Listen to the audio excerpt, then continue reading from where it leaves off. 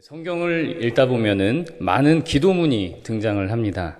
여러분들께서는 그 기도문들 가운데 어떤 기도문을 좋아하십니까?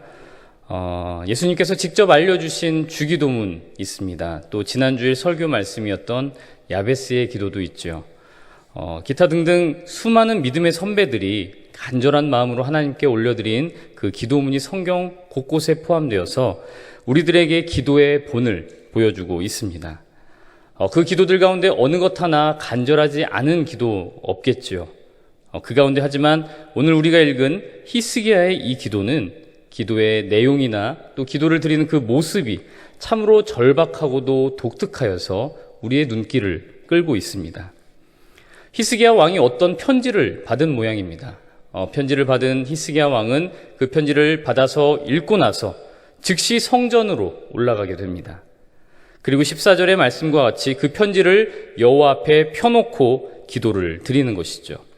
당시에는 편지가 이렇게 두루마리의 형태로 되어 있지 않겠습니까? 두루마리를 여호와의 성전에 쫙 펼쳐놓고 왕이 기도를 드리는 것입니다.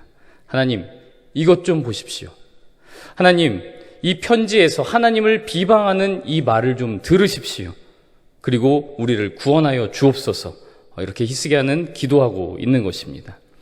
과연 히스기야가 받은 그 편지의 내용이 무엇이었기에 히스기야는 그것을 하나님께 펼쳐 보이면서까지 이렇게 간절히 기도를 드리는 것일까요? 오늘 본문의 앞부분에 어떤 일들이 있었는지 한번 살펴보도록 하겠습니다. 히스기야가 왕위에 오른 지 6년이 지났을 때에 남유다의 북쪽에 있었던 북이스라엘이 멸망하였습니다. 당시 중동 지역을 제패하였던 아수르라고 하는 대제국이 이 북이스라엘을 포위하여서 결국 3년 만에 그 수도 사마리아 성이 파괴가 되고 함락되었던 것이죠. 이 북이스라엘이 사라지고 아수르는 어떤 일들을 했느냐? 그 사마리아 성에 살고 있었던 사람들을 자기네 제국 땅 곳곳으로 흩어놓았습니다. 그리고 또 제국의 여러 땅에서 그 사마리아로 사람들을 데리고 왔습니다. 여러 민족이 섞이도록 만들었던 것이죠. 여러 종교가 섞이도록 만든 것입니다. 그래서 혼혈, 또 혼합 종교의 그런 형태들이 사마리아 땅에서 일어났다라는 것입니다. 이런 이유로 예수님 시대에도 유대인들은 사마리아 사람들과는 교류를 하지 않는 모습이 나타나고 있는 것이죠. 이제 히스기야가 다스리던 남유다는 북쪽에 있었던 북이스라엘이 멸망해버렸기 때문에 아수르와 직접 국경을 맞대는 상황이 되었습니다. 히스기야는 북이스라엘이 멸망하는 과정을 잘 보았기 때문에 나름대로 방비를 하였습니다. 하지만 8년이 지난 후 북이스라엘이 멸망한 지 8년이 지난 후에 아수르의 왕 사네립이 유다에 쳐들어오게 됩니다. 사네립은 유다의 모든 요새들을 쳐서 점령하려고 하였습니다. 워낙 그 전력의 차이가 크게 나기 때문에 히스기야 왕은 자기가 가지고 있었던 모든 보물을 긁어 모읍니다.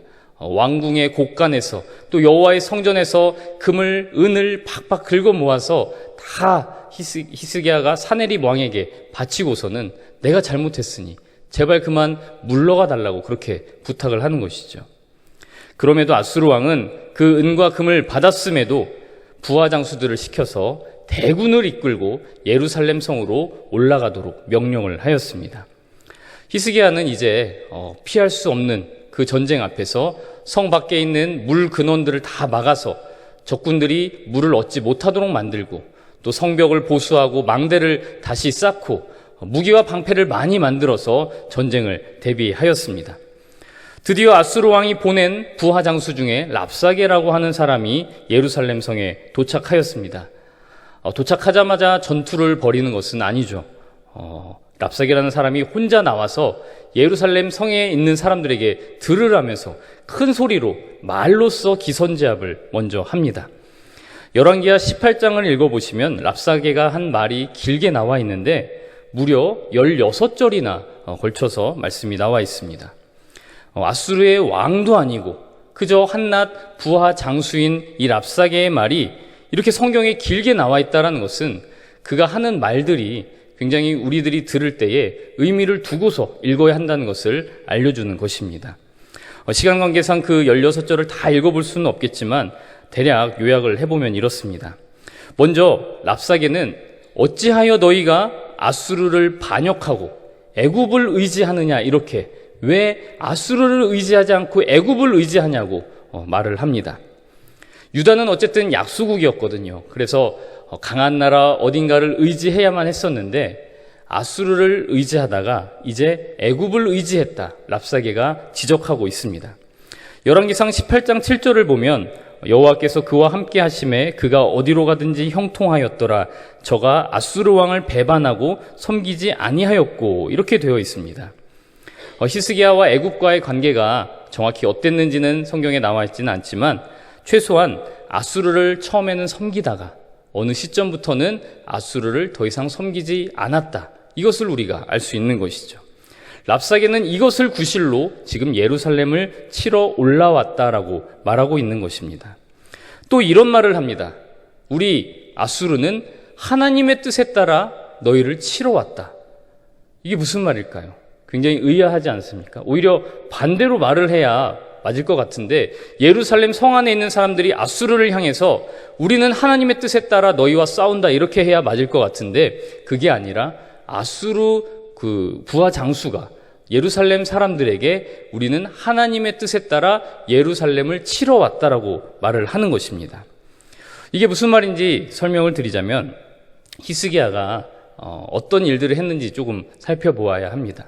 히스기야는 율법대로 하나님의 성전을 깨끗이 하고 하나님의 성전이 아닌 곳에서는 예배드리지 못하도록 그 산당이라는 곳들을 제거한 바가 있습니다. 그리고 여러 우상들을 다 타파하였던 그런 적이 있었습니다. 우리들이 볼 때는 굉장히 잘한 일이잖아요. 하나님께 성전에서만 예배드리도록 만들고 우상들을 다 없앴으니까 이건 참 하나님 보시기에나 우리가 볼 때에 참 잘한 일이다, 히스기야는 선한 왕이다, 이렇게 볼 수가 있는데, 그때 당시의 사람들, 산당에서 일하던 사람들, 산당과 관련되어 있었던 사람들, 또 우상과 관련되어 있었던 사람들은 이에 대해서 반발심을 가지고 있었다라는 것이죠. 랍사게는 바로 이 지점을 노린 것입니다. 아니, 이 산당도 하나님께 제사 드리는 곳인데 왜 이것을 제거합니까? 이런 반발을 하는 자들의 그 마음을 랍사게가 캐치를 하고서 그것에 대해서 지적을 하며 히스기야를 공격하는 것이죠. 너희는 하나님께 제사 드리는 그 산당을 없앴기 때문에 우리가 하나님을 대신하여 너희를 벌하러 왔다. 지금 랍사게가 이렇게 말을 하고 있습니다. 이 말을 듣는 히스기야 입장에서는 어떤 생각이 들었을까요? 지금 정말 큰 대군이 앞에 있어서 예루살렘 성의 운명이 위태롭습니다. 정말 내가 잘못한 게 맞나? 내가 정말 산당을 제거하면 안 되는 거였나? 그런 의심이 들지 않겠습니까? 하나님과 히스기야 사이를 이간질하는 그런 교묘한 거짓말을 랍사게가 지금 하고 있는 것이죠. 또한 성 내에서 지금 랍사게가 하는 이 말을 들은 사람들 가운데 예전에 산당에서 일했거나 우상을 만들던 사람들이 이 말을 들었다면 아주 속이 시원하지 않겠습니까? 그것 보라고. 그러니까 그걸 왜 없앴느냐고 히스기야 왕에게 그 성 내에서 반역을 일으킬 수도 있다라는 것이죠. 이 랍사게는 정말 보통 인물이 아니었던 것입니다. 하나님과 히스기야 사이를 이간질하려 했고 또 히스기야와 백성들 사이를 이간질하여서 자기가 원하는 목적을 이루고자 했던 아주 치밀한 사람이었습니다. 그 다음에 조금은 불결한 이야기지만 이런 말도 랍사게가 했습니다. 너희들은 곧 자기의 대변을 먹고 너희의 소변을 마시게 될 것이다. 이게 무슨 말입니까? 상상만 해도 너무나 불결하죠. 예루살렘은 굉장히 높은 산 위에 지어진 성입니다. 아무리 아수르가 대군을 끌고 왔다 할지라도 그 성을 직접 공격하다가는 큰 피해를 입을 수밖에 없지요. 그렇기 때문에 포위하는 전술을 씁니다. 아무도 빠져나가지 못하도록 성을 포위하고 있어서 그 성 안에 있는 식량이 다 떨어질 때까지 기다리기만 하면 그 성에서 알아서 나온다라는 것이죠. 앞서 말씀드렸다시피 북이스라엘의 사마리아도 3년 동안 포위를 당했습니다. 그래서 이 사람들도 아마 오늘 말씀처럼 대변을 먹고 소변을 마시고 먹을 게 없으니까 그런 것들이라도 먹으면서 버텼을 것입니다. 열왕기하의 다른 본문에 보면 포위 공격을 당했을 때 이런 일도 있었다고 합니다. 오늘은 우리 아이를 잡아먹고 내일은 너희 아이를 잡아먹자. 이런 끔찍한 일들도 포위 공격을 당한 그 성 안에서는 일어난다는 것이죠. 아수르는 군사력도 강할 뿐 아니라 가지고 온 보급품도 풍부하기 때문에 우리는 너희들이 다 굶어 죽을 때까지 얼마든지 포위할 수 있다. 이런 자신감을, 이런 위협을 지금 랍사게가 하고 있었다라는 것이죠. 마지막으로 랍사게는 이렇게 말합니다. 너희들이 지금이라도 항복하면 곡식과 포도주가 있고 떡과 포도원과 감람과 꿀이 있는 곳으로 너희를 옮겨서 살게 해주겠다. 지금까지 그 어떤 신도 아수르 왕 앞에서 그 민족을 지킨 신이 없었는데 여호와라고 다를 줄 아느냐? 랍사게가 이렇게 말하였습니다. 지금까지의 역사적 경험을 통해서 그렇게 랍사게는 예루살렘 역시도 멸망할 수밖에 없다라는 것을 지금 말하고 있다는 것이죠. 모든 나라들이 신이 있었습니다. 모든 민족에게는 신이 있었습니다. 하지만 아수르가 그 모든 신들을 그 말발구 말에 짓밟고 모든 신전을 파괴했습니다. 그 어떤 신도 실제로 아수르 왕 앞에서 자기 민족을 지켜내지 못했다라는 것이죠. 그 신들은 다 자기 민족을 지켜준다고 여겨졌던 신입니다. 열심히 섬기면 지켜주고 잘 살게 해준다고 그렇게 믿어왔던 신들이었지만 아수르 왕의 그 강력함 앞에서는 모두가 다 무너져 버렸다라는 것이죠. 심지어는 하나님을 믿는다고 하던 그 사마리아 역시도 아수르 왕 앞에서 파괴되고 멸망한 것을 히스기야도 알고 있지 않습니까? 이 랍사게의 말은 그냥 빈말이 아니라 정말로 위협적이고 얼마 전에 바로 우리의 눈앞 사마리아에서 일어났던 일이었기 때문에 이것을 듣는 사람들에게는 굉장히 큰 위협이 되었다라는 것이죠. 랍사게는 이렇게 말로써 예루살렘 사람들의 사기를 꺾어놓고 항복을 하게 만들려고 했습니다. 그런데 또 놀라운 사실이 랍사게가 만약에 이 말을 아수르 말로 했다면, 자기네 나라 말로 했다면 그냥 성 안에 있는 외교관들 몇 명만 그 말을 알아들었겠죠. 그리고 그것을 히스기야 왕에게 보고를 했을 것입니다. 그런데 이 랍사게는 이 조그만 나라 유다의 말도 할 줄 알았던 거예요. 그래서 다 유다 말로 지금 이런 위협적인 말들을 했던 것입니다. 그것도 큰 소리로 말입니다. 아수르의 대군을 지금 뒤에다 두고 있습니다. 그리고 그 앞에서 유다 말로 큰 소리로 위협을 하고 있는 이 랍사게의 모습, 유대인들의 입장에서는 얼마나 위협적이었을지 상상이 됩니다. 또한 그 말을 듣고 있는 예루살렘 백성들의 심정이 얼마나 치욕스러웠을지 그 역시도 상상이 되는 대목입니다. 한편 랍사게는 이렇게 외치고서는 당분간 항복할 것 같아 보이지는 않으니까 일단 자기의 왕에게로 돌아갑니다.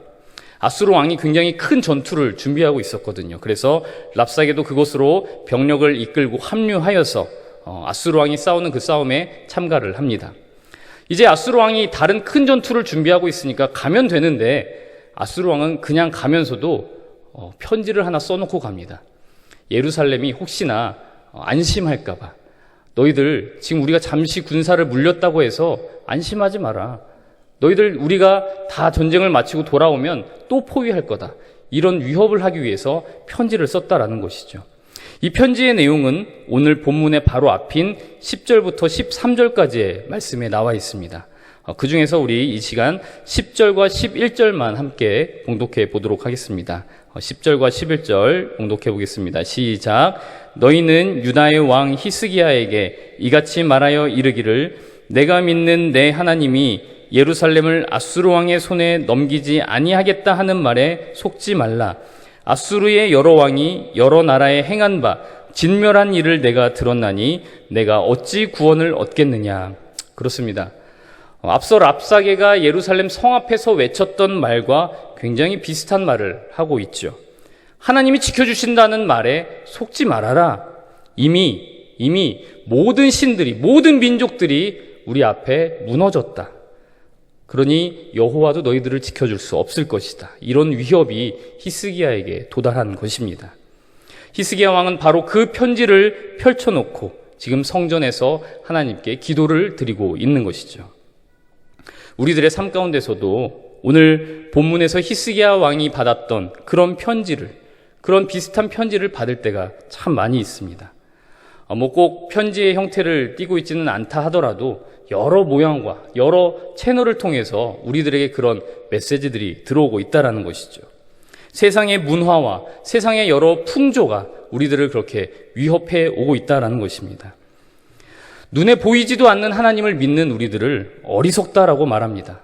그러면서 눈에 보이는 확실한 것을 의지해야 한다고 부추기는 것이죠. 돈을 의지해야 한다. 힘 있는 사람을 의지해야 한다. 남들이 다 성공이라고 말하는 그 길을 따라가야만 성공할 수 있다라고 우리들에게 말합니다. 그리고 너희들은 왜 문제가 있으면 그 문제를 해결하기 위해서 방법을 찾아야지. 왜 그렇게 그런 기도 같은 미신적인 행위를 하고 있느냐? 우리들을 조롱한다라는 것이죠. 그 말을 듣다 보면은 정말 그런가?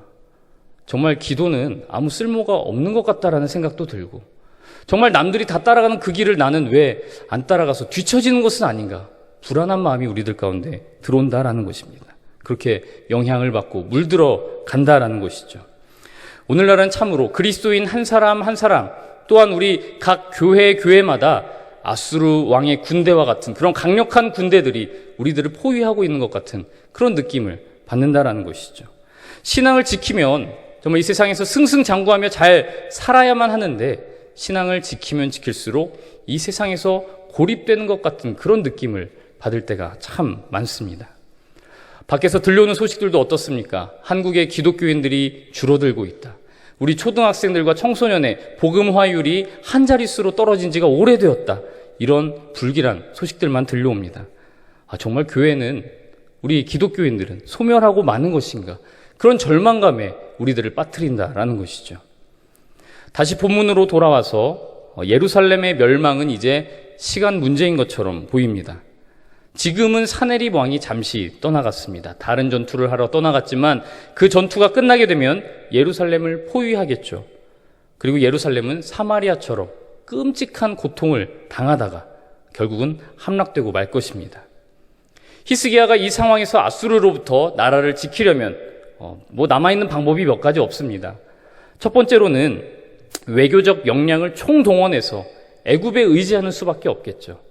아까 은금을 다 긁어 모았다고 했는데 다른 거 남아있는 거라도 다 긁어 모아서 애굽에 갖다 주면서 우리나라를 제발 아수르로부터 지켜달라고 그렇게 부탁하는 수밖에 없지 않겠습니까? 만약에 애굽이 그것을 거절한다면 남아있는 이 예루살렘에 있는 사람들만이라도 똘똘 뭉칠 수 있도록 해야 하는데, 아까도 말씀드렸다시피 히스기야가 산당을 제거하고 우상을 타파한 것에 대해서 불만을 품는 사람들이 여전히 있었습니다. 내가 다시 산당을 지어줄게, 다시 우상을 만들 수 있도록 해줄게라고 그 사람들을 달래면서 그렇게 하나가 되기 위해서 애써야 하지 않겠습니까? 그런데 히스기야는 첫 번째 외교적 방법도, 두 번째 사람들을 설득하고 달래는 방법도 사용하지 않고 제3의 방법을 선택하였습니다. 바로 하나님께 기도하는 방법이었죠. 그것도 아수르 왕이 보낸 그 편지를 성전에 펼쳐놓고 기도하는 것이었습니다. 이 모습 얼마나 간절해 보입니까? 그런데 한편으로 생각하면 또 조금은 이상해 보이기도 합니다. 왜 이상하냐면요, 만약에 우리 모든 성도들이 기도할 때 이렇게 기도한다라고 생각하면 그 이유를 금방 아실 수 있을 것입니다. 만약에 경제적인 문제로 어려움을 겪고 계신 분이 있다고 하면 그분은 통장을 들고 나옵니다. 그래서 기도 시간에 성전에서 통장을 펼쳐놓고 하나님께 기도하는 것이죠. 하나님, 이 통장 좀 보십시오. 이 잔고 좀 보십시오. 나한테 돈 없다고 그렇게 비방하는 사람들 그 소리를 좀 들어주십시오. 이렇게 기도하지 않겠습니까? 또한 건강에 문제가 있는 분이 있습니다. 그분은 진단서를 들고 옵니다. 하나님, 이 진단서 좀 보십시오. 내가 여기가 이렇게 안 좋답니다. 하나님, 제발 나를 고쳐주십시오. 또 짝사랑하는 형제나 자매가 있는 청년들은 웬 사진을 들고 와서 기도를 하는 겁니다. 하나님, 이 얼굴 좀 보십시오. 나는 이 형제가, 이 자매가 이렇게 좋은데 하나님 좀 보십시오. 이렇게 너도 나도 이것저것 다 들고 와서 기도한다면 그 모습이 참 우습지 않겠습니까? 우리끼리도 참 우스울 것 같은데 믿지 않는 사람들이 보면 도대체 저 사람들은 뭐 하는 사람들인가 싶을 것입니다. 그런데 솔직히 말씀드리면 저도 이렇게 기도한 적이 있었습니다. 신대원에 합격을 했을 당시였습니다. 합격을 해서 참 기쁘고 감사했는데 등록금을 내야 되는 거예요. 첫 학기에는 등록금 플러스 입학금까지 있었기 때문에 이게 굉장히 금액이 만만치가 않았습니다. 도저히 집에서는 이 많은 금액을 부담할 수가 없었기 때문에 결국 학자금 대출을 받아서 등록을 일단 마쳤습니다. 그런데 시간이 어찌나 빨리 가는지요. 한 학기가 지나고 나서 이제 2학기 등록을 해야 되는 것입니다. 개척교회 목회자의 아들로서 하나님의 은혜 가운데 이렇게 대를 이어서 목회자의 길을 걷게 되었는데 두 번째 학기 만에 이렇게 등록금 때문에 중단하게 된다니, 휴학을 하게 되다니 너무나 원망스러운 상황에 맞닥뜨리게 된 것입니다. 하나님도 원망스럽고 그 돈 몇백이 없는 부모님도 원망스럽고 주님께서 다 책임져 주신다는 거 머리로는 알겠는데 아무리 하늘을 바라보아도 등록금이 나올 구멍이 보이지를 않는 것입니다. 등록금 고지서가 나왔습니다. 저는 히스기야의 기도가 떠올랐습니다. 그래서 새벽 기도 시간에 고지서를 품에 품고 이렇게 새벽 기도에 참석했습니다. 목사님 설교 끝나고, 그러니까 이제 아버지죠. 설교 끝나고 주기도문도 마치고 이제 음악이 나오고 개인 기도를 하는 시간에 저는 누가 볼까봐 조심조심 품에서 고지서를 꺼냈습니다. 그리고 이 고지서를 펼쳐놓고서 하나님께 기도를 드렸죠. 근데 기도를 하면서도 조금 웃기는 겁니다. 아니, 생각해보니까 하나님이 이 고지서를 꼭 보셔야, 이 숫자가 얼마나 있는지 꼭 보셔야만 내 상황을 아시는 건가? 전지전능하신 하나님이신데 그거 이미 알고 계시지 않는가? 이 등록금이 어떻게 해결될지까지도 다 알고 계신 하나님이신데 내가 꼭 이렇게 기도해야만 되는 걸까? 그런 생각이 들었습니다. 그러면서 참 히스기야도 오죽하면 그렇게 편지를 펼쳐놓고 기도를 했을까? 그런 생각이 들었다라는 것이죠. 하나님께서 꼭 그 편지를 보셔야만 하나님이 상황이 파악되셨을까요? 그렇지 않습니다. 이미 하나님은 모든 상황을 파악하고 계셨고 그 싸움의 결과까지도 알고 계셨습니다. 모든 일들이 하나님의 계획 아래에 있다는 것을 히스기야라고 몰랐겠습니까?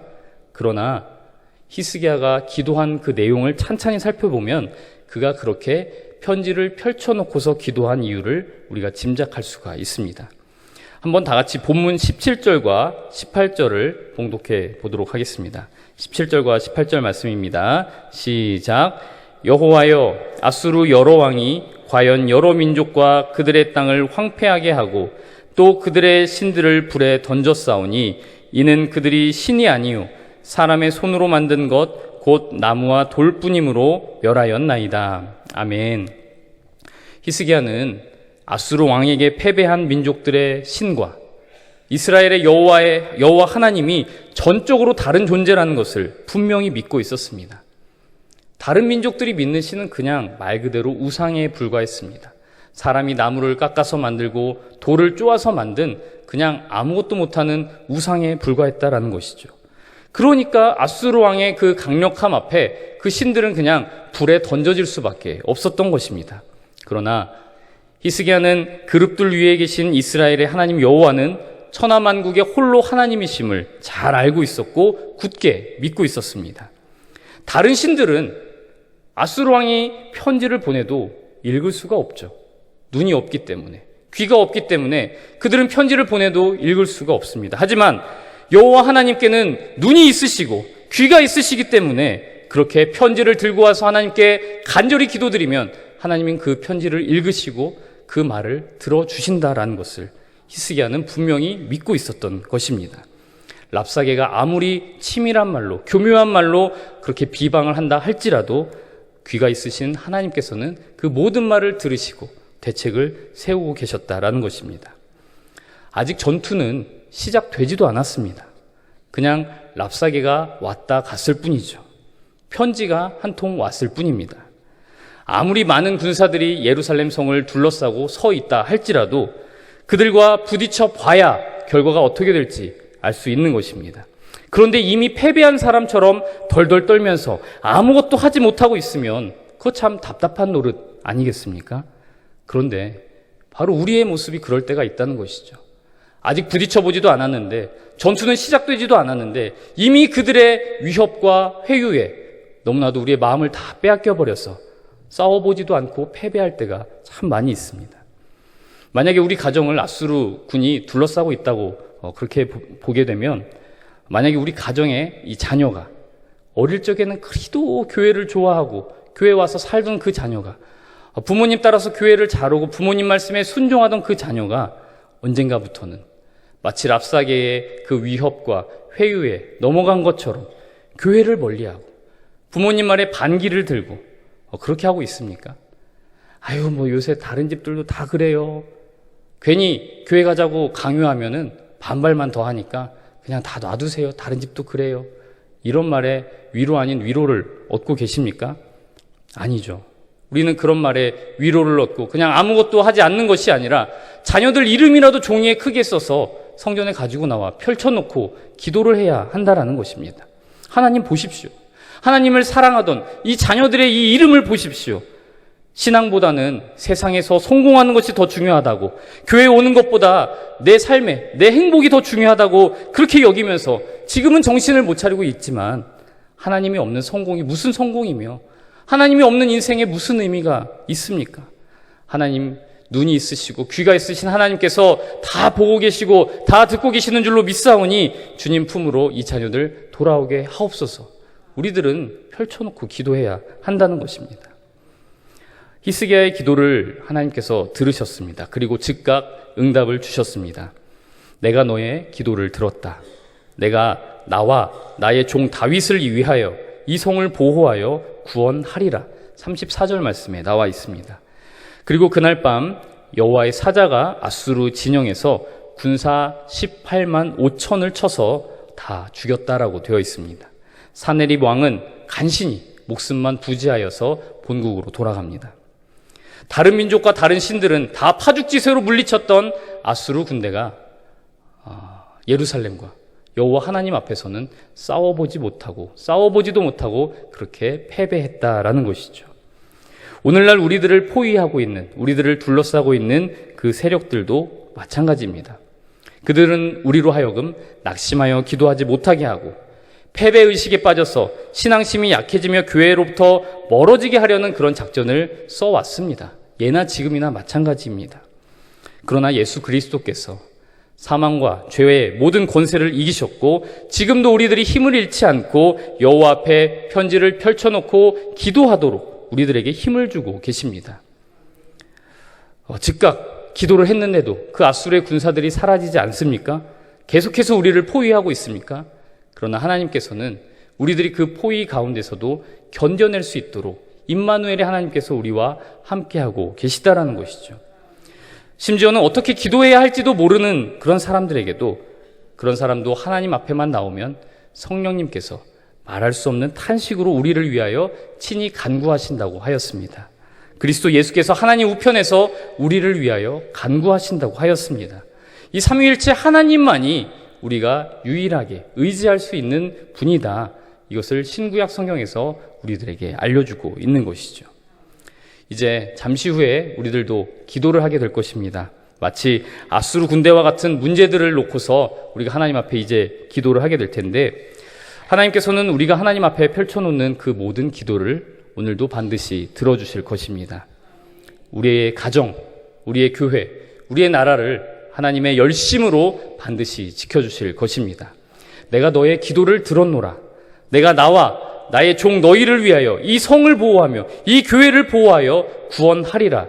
그러한 주님의 음성을 이 자리에 나온 모든 동신의 권속들이 듣게 되기를 간절히 소망합니다. 기도하겠습니다.